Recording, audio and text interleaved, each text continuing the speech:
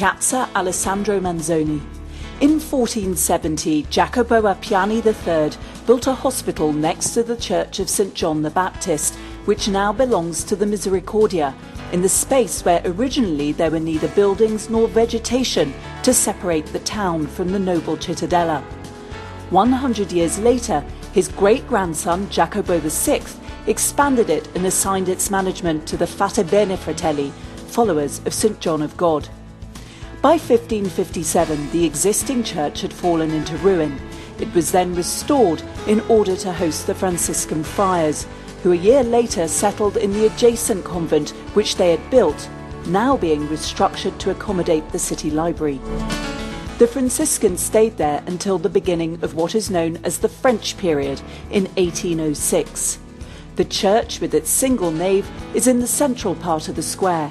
It seems to have been built in the 13th century, as revealed in the findings in the back of the apse and by the rows of limestone from Albarese in the facade. On the inside you can admire the two carved wooden crucifixes and some paintings of great value, the first from the 16th century on the high altar, the second from the 15th century in the nearby chapel.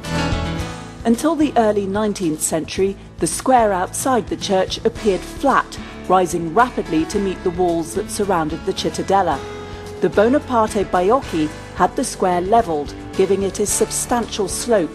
As a result, you had to descend some stairs in order to access the nave of the church. In 1865, when the Misericordia was given the running of the church, the floor was finally raised to the level of the square.